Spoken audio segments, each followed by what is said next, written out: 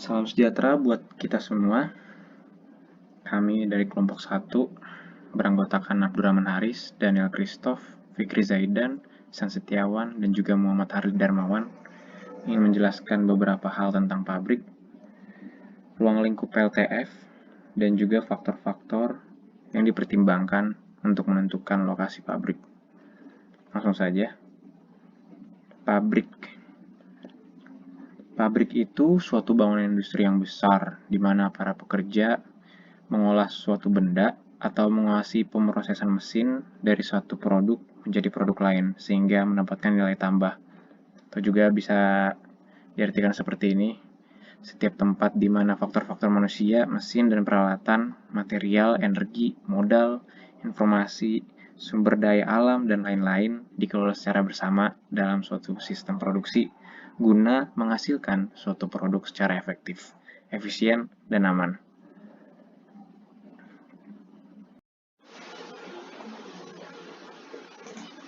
Ya, selanjutnya ada macam-macam proses manufaktur.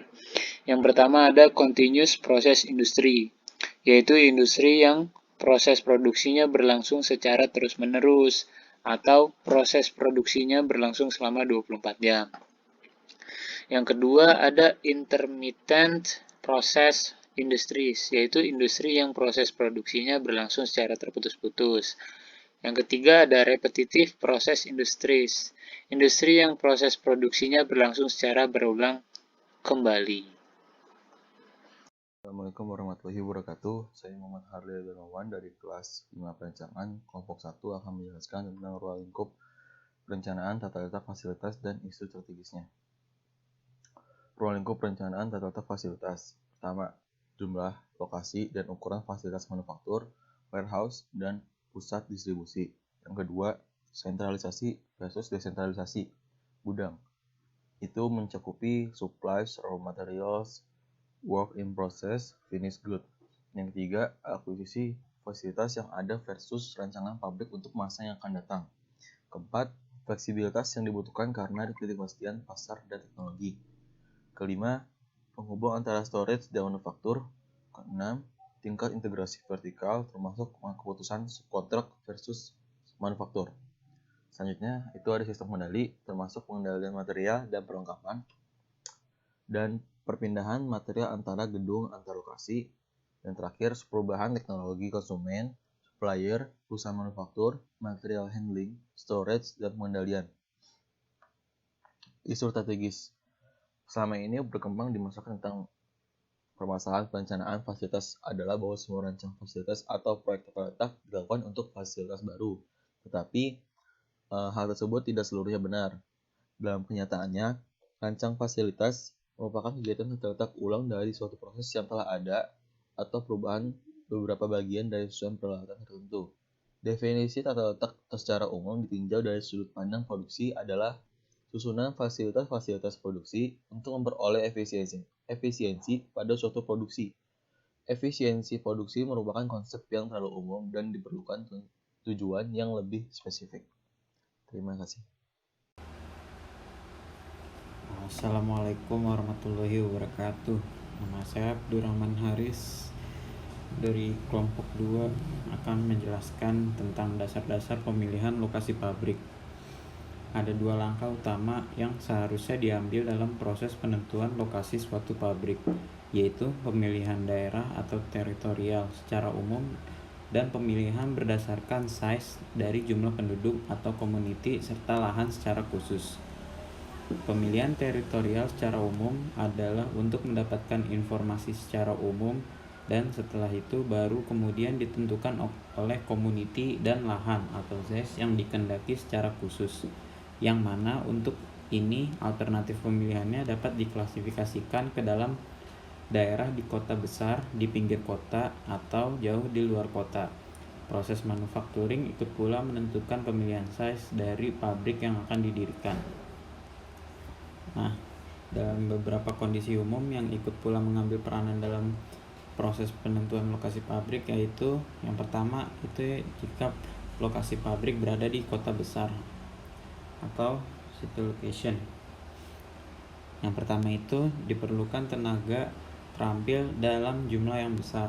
Nah, kan kalau di kota kita dapat menemukan tenaga kerja yang terampil itu karena bisa di kota itu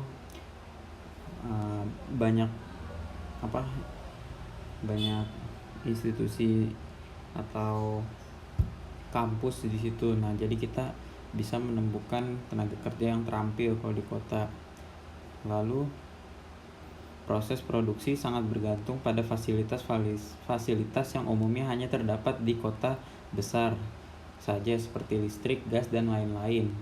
Nah, karena kalau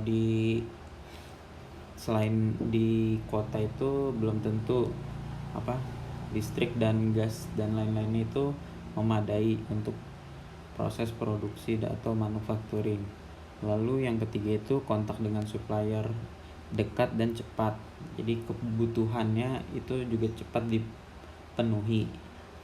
Yang kemudian itu sarana transportasi dan komunikasi mudah didapatkan. Balik lagi yang ke poin sebelumnya, yaitu fasilitasnya lebih mudah didapatkan kalau di kota besar. Yang kemudian itu jika lokasi di pinggir kota atau suburban location, semi-skilled atau female labor mudah didapatkan. Itu pekerja semi-skilled atau masih bisa dibilang masih bisa diperoleh. Yang kedua itu menghindari pajak yang berat seperti halnya kalau di lokasi yang terletak di kota besar. Yang ketiga, tenaga kerja dapat tinggal berdekatan dengan lokasi pabrik. Yang keempat, rencana ekspansi pabrik akan mudah dibuat. Kalau pabriknya butuh perluasan lahan gitu, itu akan lebih mudah kalau di pinggir kota. Yang kemudian populasi tidak begitu besar sehingga masalah lingkungan tidak banyak timbul. Karena itu tadi, karena nggak di kota jadi warganya nggak terlalu banyak. Kemudian itu jika lokasi jauh di luar kota. Nah, keuntungan itu ada lahan yang sangat luas bila diperlukan. Nah, baik untuk keadaan sekarang maupun rencana ekspansi yang akan datang. Kemudian pajak terendah bisa diperoleh. Yang ketiga, tenaga kerja tidak terampil dalam jumlah besar lebih dikendaki. Nah, lebih banyak jumlah tenaga kerja yang tidak terampil. Terus yang kemudian upah buruh lebih rendah dan mudah didapatkan karena UMR di daerah itu berbeda sama UMR di kota biasanya. Dan yang terakhir, baik untuk proses manufacturing produk-produk berbahaya karena kalau apabila ada kesalahan gitu jadi nggak berbahaya karena jauh dari kota. Ya, sekian presentasi dari saya. Terima kasih. Assalamualaikum warahmatullahi wabarakatuh. Lalu yang berikutnya ada faktor-faktor yang harus dipertimbangkan dalam menentukan lokasi pabrik. Yang pertama, kedekatan dengan pelanggan. Biaya distribusi dan biaya-biaya lainnya yang terkait dengan distribusi akan meningkat seiring dengan jarak antara fasilitas produksi dengan pelanggan. Yang kedua, kedekatan dengan pemasok. Berdekatan dengan pemasok bahan mentah dan bahan-bahan pendukungnya akan menjamin stabilitas pasokan serta mengurangi biaya bahan mentah dan bahan pendukung akibat tingginya biaya pengiriman barang-barang tersebut. Lalu yang ketiga adalah fasilitas transportasi. Fasilitas transportasi merupakan salah satu pertimbangan penting dalam menentukan lokasi produksi. Kecepatan transportasi menjamin pasokan bahan mentah dan bahan pendukung produksi untuk perusahaan serta mengirim barang jadi ke pelanggan. Lalu yang keempat ada ketersediaan infrastruktur. Infrastruktur yang lengkap seperti persediaan air, listrik, dan pengolahan limbah akan sangat mendukung kegiatan produksi. Semakin lengkapnya fasilitas infrastruktur, semakin baik untuk dijadikan lokasi fasilitas produksi. Lalu yang kelima adalah ketersediaan tenaga kerja dan sistem pengupahan. Lokasi-lokasi yang memiliki tenaga terampil dalam industri yang akan dijalankan sangat berpengaruh terhadap kelancaran produksi. Mendatangkan tenaga kerja dari daerah yang jauh akan meningkatkan biayanya dan juga masalah-masalah yang berkaitan dengan administrasi ketenagakerjaan. Hal-hal yang berkaitan dengan pola pengupahan seperti biaya hidup dan hubungan industri dengan tenaga kerja setempat, terutama dengan serikat pekerja, juga merupakan faktor penting dalam menentukan kecepatan tempat tersebut untuk dijadikan lokasi fasilitas produksi. Lalu yang keenam, kebijakan pemerintah. Di sini kebijakan pemerintah yang menguntungkan akan menciptakan suasana yang kondusif bagi industri yang bersangkutan. Kebijakan pemerintah tersebut diantaranya seperti perpajakan, standarisasi, ketenagakerjaan, dan peraturan-peraturan lainnya yang berkaitan dengan keuangan, perindustrian, perdagangan, dan lingkungan. Lalu yang ketujuh ada geologi dan iklim.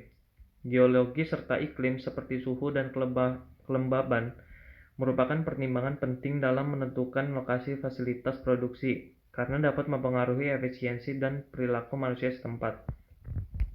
Dan yang terakhir ada industri dan layanan pendukung. Industri atau layanan-layanan pendukung seperti pendidikan, telekomunikasi, jasa perbankan, layanan konsultasi, dan layanan sipil lainnya merupakan faktor penting dalam mempengaruhi pemilihan dan penentuan lokasi pabrik. Sekian presentasi dari kelompok 1. Wabillahi taufiq wal hidayah. Wassalamualaikum warahmatullahi wabarakatuh.